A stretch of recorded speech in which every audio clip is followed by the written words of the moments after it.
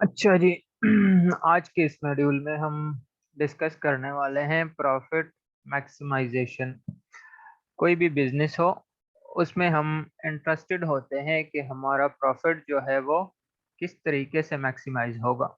ठीक है, तो यहाँ पे हम एक मेथड जो है वो डिस्कस करेंगे, डेरिवेटिव मेथड। यानी कि हमें कोई एक्वेशन वगैरह, कोई रेवेन्यूज के एक्वेशन, कोई कॉस्ट फंक्शंस गिवन होंगे, और वहाँ से हम उसकी कैलकुलेशन करके, यानी कि ये जो लेक्चर है मैथमेटिकल वर्क होगा इसके अंदर। ठीक है, तो प्रॉफिट मैक्सिमाइजेशन है जिसमें हम मेथड यूज करेंगे, डेरिवेटिव मेथड।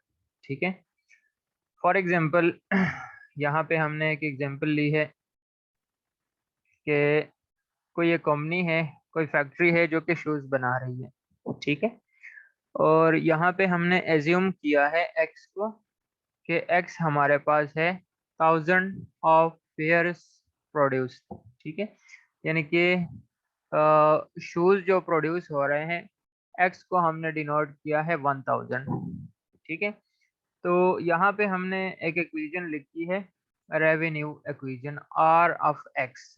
ठीक है, जो कि हमारे पास है 20x। डिफरेंट क्वेश्चंस के अंदर डिफरेंट रेवेन्यूज इक्वेशन हो सकते हैं। ठीक है, यहाँ पे हमने इसको 20x कंसिडर किया हुआ है। इसका मतलब ये है x हमारे पास 1000 है, तो अगर 20 के साथ हम इसको मल्टीप्लाई करें तो 20,000 बन जा सकता है। ठीक है, तो ये हमारे पास एक फंक्शन आ गया रेवेन्यू का। और दूसरा हमने एक कॉस्ट फंक्शन लिया है, जैसे फॉर एग्जांपल जो हम प्रोडक्ट बनाते हैं उसमें मशीनरी वगैरह भी यूज़ होगी, उसमें एम्प्लॉयज़ की सैलरीज वगैरह भी होंगे, तो वो सारे यहाँ पे कॉस्ट फंक्शन के अंदर आ सकते हैं। ठीक है, तो सी ऑफ एक्स हमारे पास बराबर है एक्स स्क्वायर प्लस 15x के। अब देखो इंटरेस्टेड हम होते हैं किस चीज़ के, प्रॉफिट मैक्सिमाइजेशन के ऊपर। ठीक है, तो प्रॉफिट, हमें पता है कि जो प्रॉफिट का फंक्शन है ये बराबर होता है रेवेन्यू में से जब हम सारी कॉस्ट को माइनस कर लेते हैं, और बाकी जो नंबर्स बचते हैं या बाकी जो अमाउंट बचती है वो हमारा प्रॉफिट होता है। ठीक है, तो यहाँ पे हमें रेवेन्यू भी गिवन है, हमें कॉस्ट भी गिवन है, तो प्रॉफिट के अंदर हम इसको पुट कर देते हैं। पी ऑफ एक्स, हमने इसको डिनोट किया है प्रॉफिट को पी ऑफ एक्स के साथ, ये बराबर होता है रेवेन्यू के और कॉस्ट के, तो R of X minus C of X हो जाएगा। ठीक है, अब इसको देखो आर ऑफ एक्स जो है वो हमारे पास है 20x, और कॉस्ट जो फंक्शन है वो है x square plus 15x। Minus को अंदर मल्टीप्लाई करेंगे तो ये बन जाएगा minus x square minus 15x। इसको जब हम सिंप्लीफाई करते हैं तो 20x में से 15x को माइनस किया जाता है, और यहाँ पे आपके पास आंसर आ जाएगा प्लस 5x। ठीक है, और माइनस एक्स स्क्वायर वो एज इट इज आएगा। ठीक है, अब आप देखो कि ये हमारे पास अब प्रॉफिट फंक्शन बना है, जिसमें से रेवेन्यू में से हमने कॉस्ट को माइनस किया है। ठीक है, अब ये जो हमारे पास इक्वेशन है, इस इक्वेशन को हम यूज करेंगे और इसका हम फर्स्ट डेरिवेटिव लेंगे। ठीक है, जब हम इसका फर्स्ट डेरिवेटिव लेते हैं, यहाँ पे देखो लिखा है taking the first derivative of P of X with respect to X and equal to 0। ठीक हो गया, तो हमारे पास ये बराबर है किसके, एक्स स्क्वायर और प्लस 5x के। ठीक है, जब हम इसको लिखो पी ऑफ एक्स, इसका जब हम फर्स्ट डेरिवेटिव लेंगे तो ये किसके बराबर आ जाएगा, इसको लिखते हैं हम पी डैश एक्स। ठीक है, या पी प्राइम आप इसको कह सकते हो। और ये जो एक्स स्क्वायर है, 2 जो है ये लेफ्ट साइड पे आके मल्टीप्लाई हो जाता है। ठीक है, और पावर में से जब हम 1 माइनस कर देते हैं तो एक्स बचेगा। ठीक है, और 5x का डेरिवेटिव लेंगे तो वो 5 बचेगा। क्लियर? और यहाँ पे ये जो एक्स स्क्वायर था ये माइनस है, ये माइनस 2x हो जाएगा। ठीक है, एंड इक्वल टू 0। अब आप देखो यहाँ पे चूंकि थोड़ा सा ब्लर था इसलिए मैंने आप लोग को यहाँ पे समझाया कि एक्स स्क्वायर जो है उसका डेरिवेटिव 2x आएगा और 5x का डेरिवेटिव जो है वो 5 होगा। ठीक है, तो +5 को दूसरी साइड पे ले जाओ, -5 हो जाएगा। क्लियर? और डिवाइड, ये माइनस और माइनस जो है ये कैंसिल हो जाएंगे क्योंकि दोनों साइड पे माइनस है। डिवाइड बोथ साइड्स बाई 2 कर दो तो x की वैल्यू आ जाएगी 2.5। ठीक है, अब ये जो हमने फर्स्ट डेरिवेटिव लिया है और इसका आंसर आया है 2.5, ये हमें यहाँ पे कोई कंसेप्ट नहीं देता जब तक हम इसका सेकंड डेरिवेटिव ना लें। ठीक है, जब हम इसका सेकंड डेरिवेटिव लेंगे तब जाके ये x जो है वो हमें कोई ना कोई कॉन्सेप्ट दे देगा। तो क्या करते हैं कि ये जो p प्राइम x है, ठीक है, इसका सेकंड डेरिवेटिव ले लेते हैं। लिखा हुआ है now taking the second derivative with respect to x of p prime x। p prime x कौन सा था? ये वाला -2x + 5। ठीक है, तो -2x + 5 का, यहाँ पे देखो, इस -2x + 5 का अगर हम सेकंड डेरिवेटिव लेंगे तो वो p डबल प्राइम x हो जाएगा और उसकी वैल्यू आ जाएगी -2। 5 क्योंकि कांस्टेंट है वो 0 हो जाएगा। ठीक है, और यहाँ पे इसका आंसर आएगा -2। अब इसमें देखो यहाँ पे p double prime x is equal to -2 which is less than 0। अब आप ये बात जहन में रखो कि जब सेकंड डेरिवेटिव लेस देन 0 हो तो वहां से आपको आइडिया होगा कि जो प्रॉफिट है वो मैक्सिमाइज होगा। ठीक है, ये पॉइंट जहन में रखो कि जब भी आपके पास सेकंड डेरिवेटिव 0 से लेस हो, ठीक है, यानी कि माइनस में हो, इसका मतलब ये है कि प्रॉफिट जो है वो क्या होगा, मैक्सिमाइज होगा और कॉस्ट जो है वो मिनिमाइज होता है। इसका ग्राफ जो है वो इस तरह से बनता है। ठीक है, इस तरह जैसे इंटरसेक्शन का साइन होता है ना, ऐसे बनता है। ठीक है, यानी कि आप उल्टा यू कह सकते हो। उसमें क्या होता है कि कॉस्ट जो है वो मिनिमाइज होता है और प्रॉफिट क्या होता है, मैक्सिमाइज होता है। ठीक है, तो डबल प्राइम में आपने जब आप सेकंड डेरिवेटिव लेते हो अगर वो लेस देन 0 हो तो इसका मतलब होता है कि प्रॉफिट जो है वो मैक्सिमाइज हो रहा है। ठीक है, यहाँ पे लिखा है second derivative is less than 0, it means that the derivative is decreasing. अब जो हमने यहाँ पे x की वैल्यू निकाली थी ना, अब ये हमें कंसेप्ट दे रहा है कि x इज इक्वल टू 2.5 का जो पॉइंट है, इस पॉइंट पे जाके तो प्रॉफिट हमारा मैक्सिमाइज होगा। 2.5 का मतलब ये है, इसको आप 1000 से मल्टीप्लाई करो क्योंकि x की वैल्यू ऊपर हमने क्या रखी थी, 1000 रखी है। ठीक है, x इज इक्वल टू 1000। अगर हम इसको मल्टीप्लाई करेंगे 1000 के साथ तो ये जो आपके पास पॉइंट है, इस पॉइंट पे जाके प्रॉफिट क्या होगा, मैक्सिमाइज होगा। ठीक है, अच्छा, अब देखो यहाँ पे लिखा है so x is equal to 2.5 is the point of profit maximisation for this question. ठीक है, अब हमारा जो प्रॉफिट है वो कितना होगा। ठीक है, तो हम क्या करते हैं, ये जो x की वैल्यू है इसको प्रॉफिट के इक्वेशन में पुट कर देते हैं और प्रॉफिट की इक्वेशन हमारे पास क्या थी, ये देखो, ये इसको हमने सिंप्लीफाई किया तो पी ऑफ एक्स हमारे पास बना था -x² + 5x। अब यहाँ पे आते हैं,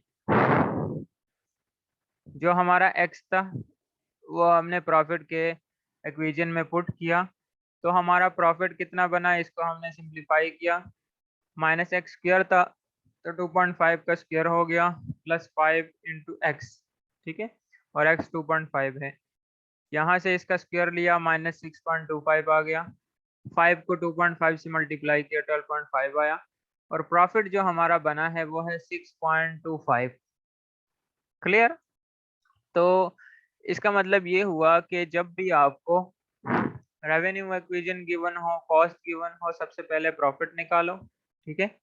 प्रॉफिट निकालने के बाद उसका फर्स्ट डेरिवेटिव लो और एक्स की वैल्यू फाइंड करो, ठीक है?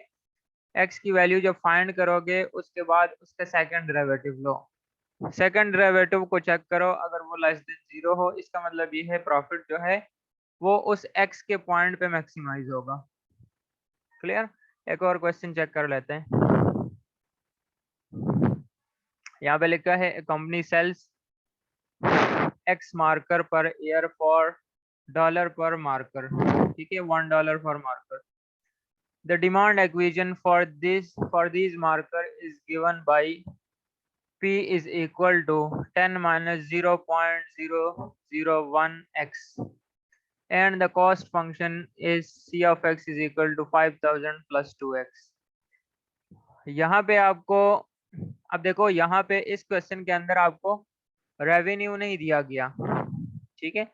यानी कि आर ऑफ एक्स जो है वो आपने खुद से बनाना है। अब कैसे बनाना है? यहाँ पे उन्होंने जो यूनिट दिए गए हैं ना वो एक्स है, ठीक है? और हमें पता है कि आर ऑफ एक्स जो है वो बराबर होता है एक्स इंटू पी के, ठीक है? यहाँ पे लिख देता हूँ, जो हमारा आर होता है ना रेवेन्यू, ये किसके बराबर होता है? यूनिट्स को हम क्या कहते हैं? एक्स क्या देते हैं? इनटू प्राइस, और प्राइस को हम कहते हैं पी, ठीक है? तो क्वेश्चन के अंदर आपको पी गिवन है और एक्स जो है उसको जनरल लिया गया है। तो सबसे पहले हम आर ऑफ एक्स फाइंड करेंगे, जिसमें क्या होगा कि एक्स और पी दोनों मल्टीप्लाई होते हैं। खैर वो बहरहाल सोल्यूशन में देखते हैं। और कॉस्ट फंक्शन भी आपको गिवन है। अब आगे वो बता रहा है कि what will be the company maximum profit, company का मैक्सिमम प्रॉफिट क्या होगा, ठीक है? दूसरा वो बता रहा है कि what should the company charge पर मार्कर, कंपनी को पर मार्कर कितने चार्ज करने चाहिए, ठीक है? And how many marker should be produce, और कितने मार्कर बनाने चाहिए जिस पॉइंट पे जाके क्या होगा? प्रॉफिट मैक्सिमाइज होगा।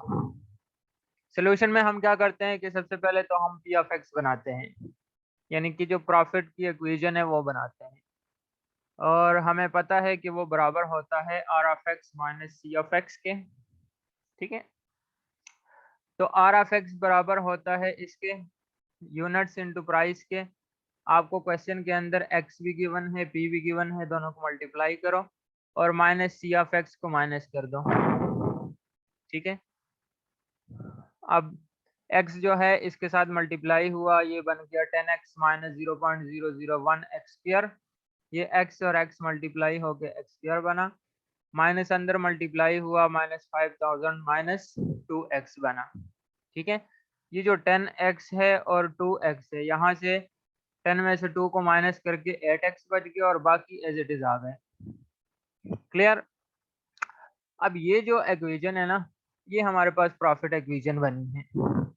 अब यहाँ से हम इसका फर्स्ट डेरिवेटिव और सेकंड डेरिवेटिव लेंगे। तो लिखा हुआ है taking the derivative with respect to X and equal to 0।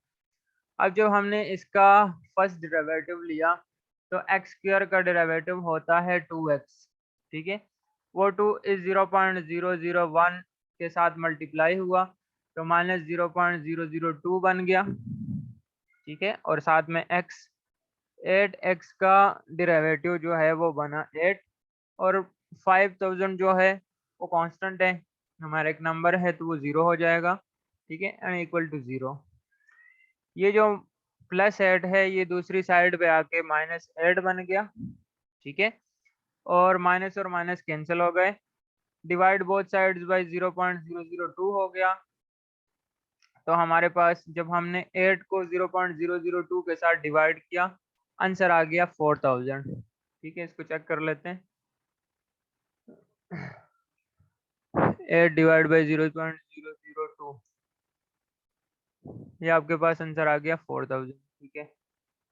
तो अब आप देखो, अब ये हमारा फर्स्ट डेरिवेटिव था और फर्स्ट डेरिवेटिव में जब हमने x की वैल्यू निकाली तो हमारे पास आ गया 4000। अब ये 4000 हमें यहाँ पे कोई कॉन्सेप्ट नहीं देता जब तक हम इसका सेकंड डेरिवेटिव ना लें, ठीक है। तो हम इसका सेकंड डेरिवेटिव ले लेते हैं।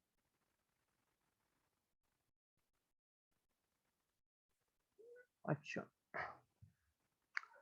जब हम इसका सेकंड डेरिवेटिव लेंगे वो मैं यहाँ पे लिख देता हूँ।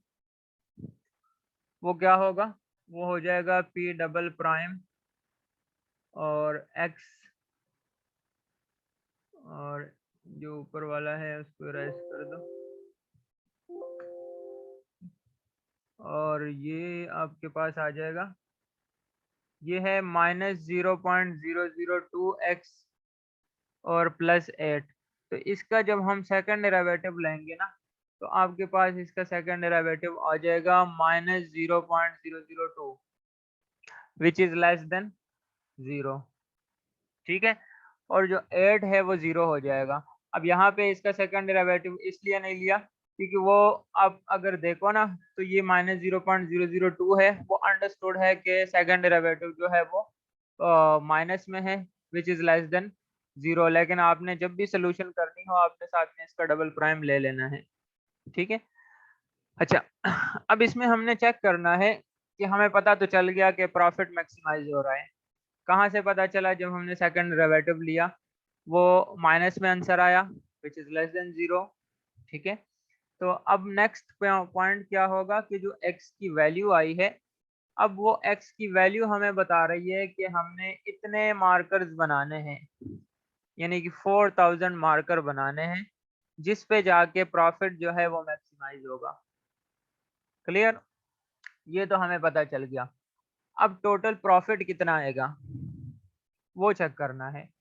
तो ये जो आपके पास x है, इस x को उठा के प्रॉफिट की जो इक्वेशन है उसमें पुट कर दो। आपके पास टोटल जो है वो प्रॉफिट आ जाएगी।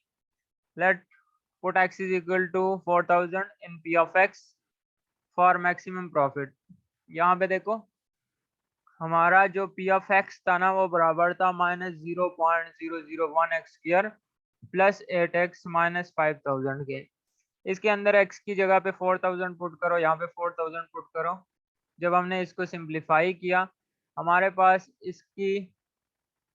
इसका जो आंसर आया वो है 21000। इसका मतलब ये है कि जब हम 4000 मार्कर बनाएंगे तो हमारा जो टोटल प्रॉफिट होगा, ठीक है, ओवरऑल प्रॉफिट वो बनेगा 21000। ठीक हो गया।